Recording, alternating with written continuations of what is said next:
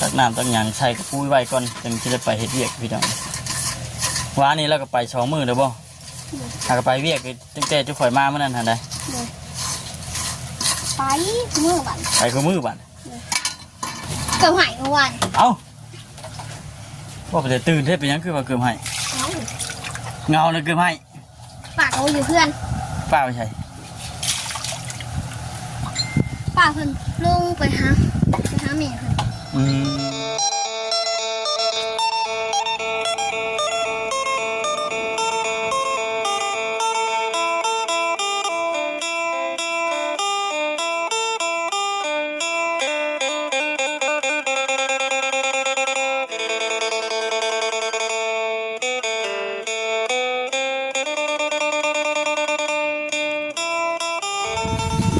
พี่น้องเนี่ยคุณถ้าสบายดีตอนสวยพี่น้องเลยเนาะอัน9 โมง 10 โมงเลยแหละถ้าสบายดีพี่น้องเด้อเนาะน้องกระตุกเฮ็ดยังนะเอาทานไปเฮ็ดกินบ่จะทำเมนูอะไรเนาะมาเนี่ยไม่รู้เดี๋ยวกระไพ่ลงกันกระไพ่น้ำไผ่ป้าดูกระไพ่นี่กินกระไพ่น้ำป้า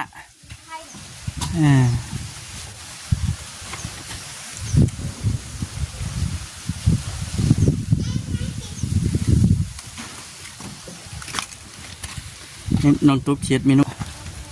พากันเฮ็ดเมนูอย่างได้กินอยู่กับป้ากับหลานน้องกระตุกวานนี่เงาเบิดมือว่าฉันเมื่อวานนี่เจ้าหน่อยก็เงาอีกเจ้าหน่อยก็บ้ามือป้าอะไรก็เงาอีกแบบนี้อันนี้มันก็สอบทานเพื่อตัวนี้นี่เราเก็บขี้ขยะออกเลยพี่น้องเลยเนาะสบายดีมานำกัน2 คนพี่น้องเลยวันนี้ถ้ามาเสร็จเพิ่นไปทางไหนก็บ่สดีเพิ่นไปวัดมหาโชคมันไปวัดมหาโชคทั้งครอบครัวไปกราบวัดมหาโชคก่อนข้าวน้ำเป็นอะไรแล้วหรือบ่ยังหลายอยู่ยังหลายอยู่อันนี้ก็คือกันนี่ก็กำลังสิปั้นมื้อนี้ปั้นมื้อนี้ก็มื้อวันจันทร์ก็สิได้คนจนฮอด8 โมง8 โมงคืนเลยมัดเลยขุดเฮ็ดโอเลยนะเนาะเห็นว่าเฮาบ่คนบ่ยันฝนตกแน่เนาะช่วงนี้มันบ่แห้งอันนั้นเรื่อยจับย่านเนี่ยคึ้มมามึงเองก็โอ้ยตอนเช้าเฮ็ดหยัดป๊อกแป๊กเจ้าเฮ็ดตื่นเลยติเอาเบิ่งทั้งน้องตุ๊กเพิ่นเฮ็ดกินก่อนเฮ็ดกินไปยังบาทนี่สิเฮ็ดใกล้เที่ยงแล้วเด้นี่เฮ็ดกินท่าผัวบัดผัวบ่ได้มาซ้ํบาดนี่เนาะผัวตะแรงเพิ่นมาก็ได้ยังได้พี่น้องยังอยู่นี่อยู่มันก็ได้อยู่ฐานไทยทางน้องตุ๊กเพิ่นเล็กน้อยลมใส่น้องตุ๊กดังได้อยู่บ่น่า14เพิ่นแฮงย่องโอ้น้องตุ๊กนี่เฮ็ดกินเก่งแท้ว่าซั่นเฮ็ดกินสู่ลูกสู่ผัวกินเขาได้น้อยนึงเฮ็ดเป็นเบิดว่าซั่นน้องตุ๊กไปเรียนตอนใดน้องตุ๊กบ่ได้เรียนเป็นเองบ่ว้าคือโหดแท้ฮ้อนนะพี่น้องแก้เสือก่อนบาด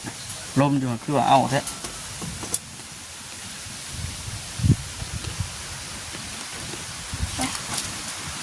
ตกใจเด้น้องตุ๊กว่าในนี้ว่าบ่คำเป็นจูดอยู่ยังก็แล้วก็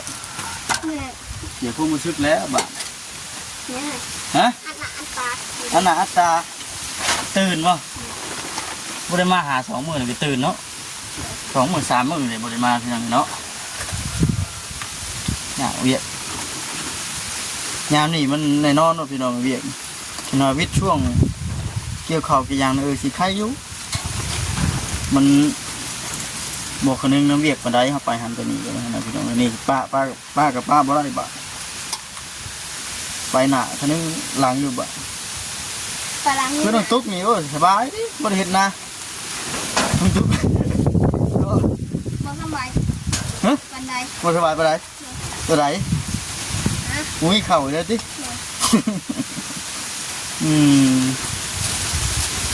บอกเหมือนว่าใครเนี่ยนกเห็ดนาเมื่อยเลยเห็ดนาเมื่อยเลยโอ้ยปานใดเคยเห็ดจะบ่เลยเอาเจ้าเคยไปใช่ไหมตะกี้เจ้ามีนาป่ะตะกี้โอ้ยกับจ้าง ก็ไปหับจ้างอืมคือไปหับจ้างดำให้ดำหน้าเกี่ยวเข่านี่ได้เนาะดำหน้าก็เคยไปบ่ไปตั้งแต่ยังน้อยๆตะกี้เพิ่นไปจักบ่ เลยวัดทงเพิ่นสิให้เงินวัดทง ดำจะบ่ทงพุ่นเพิ่นให้เงินเท่าไหร่ 200,000วัดทงหนึ่ง ป๋าเถอะดำนาทงหนึ่งกวงเกือบจักมันเกือบเดือนมาได้เป็นมันก็ได้ เพิ่นแล้วหน้าเพิ่นสิให้เงินเพิ่น เออ เข้านํเด้เอา เอาเงินแน่แล้วก็เข่าพร้อมใช่ป่ะ เฮ็ดแต่อยู่นำแม่ตอนกี้บ่ แม่พาไปรับจ้างก็ไปนะเพิ่นอืม จนเด้ บ่จนคือว่าจน เอ้ยอันนั้นพ่อแม่เพิ่นพาเจ้าหาหยังดอกไม้นี่คือหุงเลยนี่ กูบ่ พิษได้อันนี้เอาตัวไหนออกนะอันนี้ป่ะ ฝากว่าถือ โอ้ย ไหนว่าฝาก หอดแพนจะบอกผัวจะบอกฮะ ฝากว่าถือ มันกับกลุ่มอยู่วะเนาะ กุ้งอยู่ กลุ่มอยู่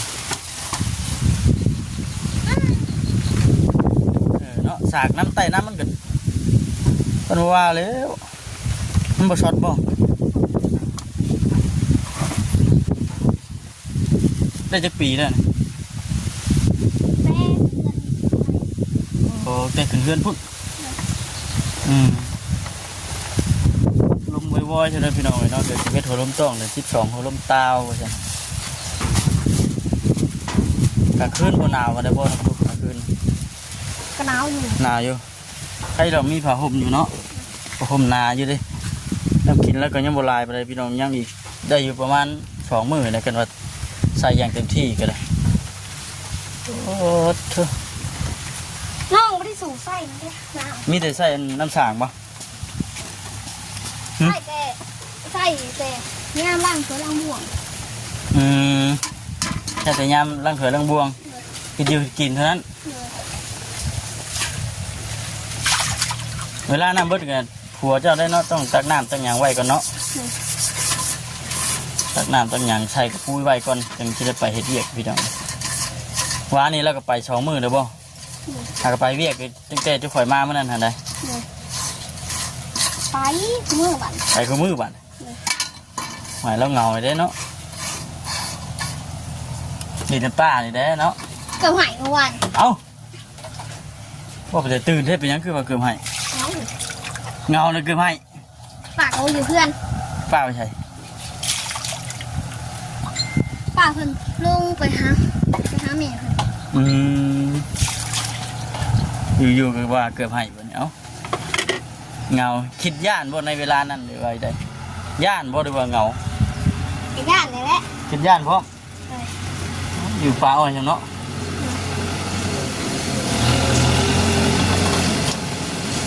ไผ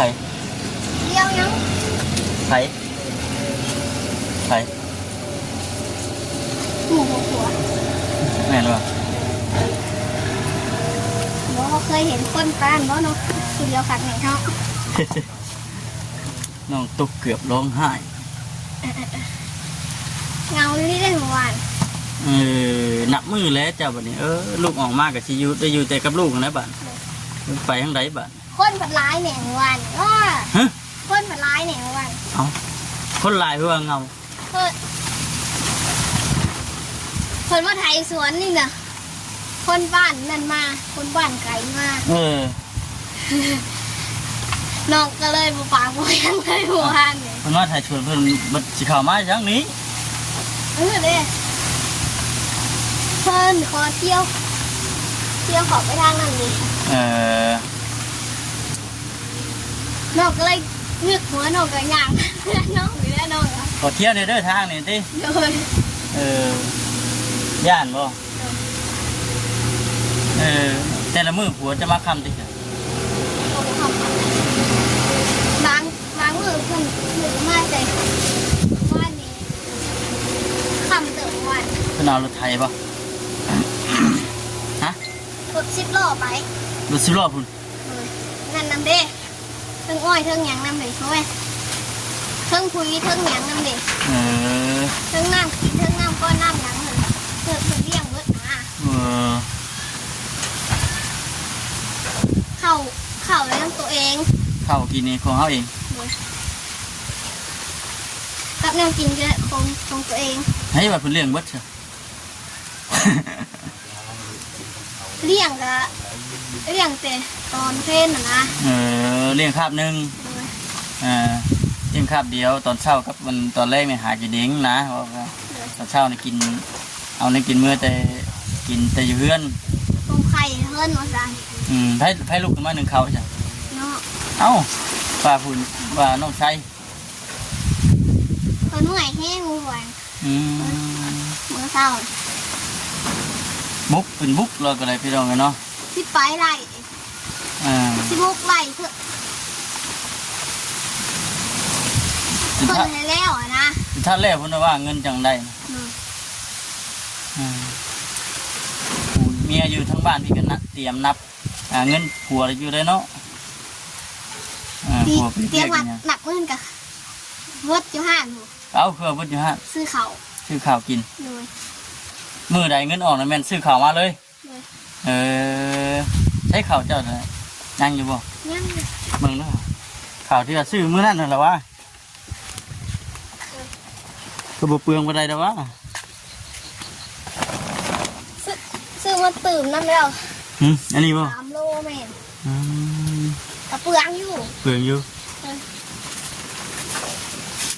เขากินเพิ่นน้อยเนาะมือบ่คำมามันนั่นเบิดพอดีได้เงินอันทางเอื้อยอันนั้นเพิ่นไปซื้อข้าว อิหยังเหมือนเฮ็ดจังบาท แม่ง สุกหรือบ่หรือว่ายังอยู่ ยัง นี่ไปซื้อแบบดิบเลย เออ บ่ แม่ง ไปซื้อแบบดิบน่ะมาอันปิ้งเองมักเพิ่นหยังเรียบร้อยแล้ววะ เลยโตปิ้งเพิ่นขายเบิดแต่ข้าว บ่คลำบ่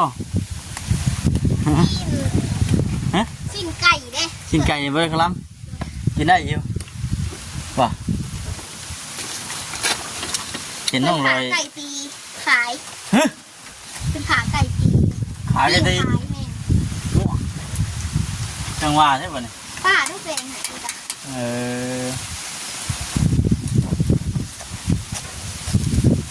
เห็นน้องลอยเพิ่นเนี่ยโอ้ยออกลูกมาเนี่ยแห้งจมอยากกินแต่ไก่อัน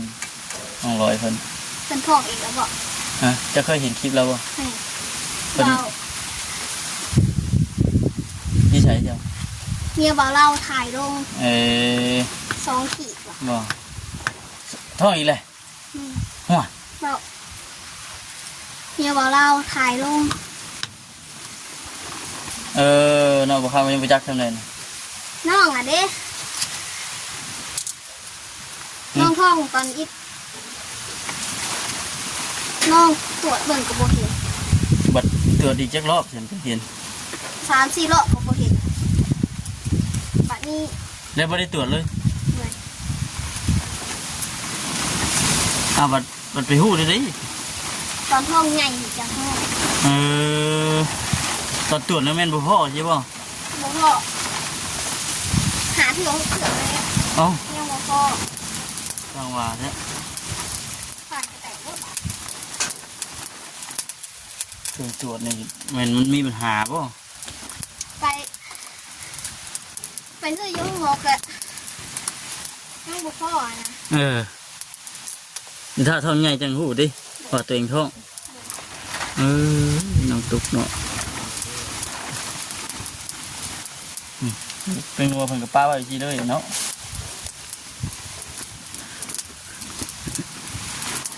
ลมพัดวีทางกันปู่ทางยาบ่ได้ขึ้นมาเยี่ยมบ่แต่ละมื้อ เพื่อนเป็นข้าเวียดทางคุณ ฮะ เป็นข้าเวียดทางคุณ เรียกยัง เขาสวนเขายังเพิ่นได้เลย อ๋อสวนมันเพิ่นนั่นบ่ เว้นสวนผักสวนยังเหรอ เพิ่นเฮ็ดสวนผักสวนหญ้าเพิ่นก็เลยบ่มีเวลาขึ้นมา ฮะ หน้าเพิ่นขางเพื่อนอยู่เห็นบ่ เห็นอยู่ นั่นแหละ เพิ่นเลยบ่มีเวลาขึ้นมาบัดนี้เจ้าได้ลงไปดินไปหยังอยู่บ่ เดี๋ยวนี่เนี่ยน้องไปลงละ เป็นหยัง น้องเมื่อย เมื่อยแล้วไปลงไปเลย น้องย่างไปสักเครื่องวันก็เมื่อยเถอะ อืม ท้องมันใหญ่ถึงเด้ มีแต่ผัวมันผูเป็นผัวแน่เนาะลงไปเนาะผูเป็นผัวเพิ่นลงไปเยี่ยมไปยามลงไปดินน้ำแม่น้ำหยัง เพื่อนก็คนขาดแล้วกินมาให้เหรอเมื่อคืนนี่กะ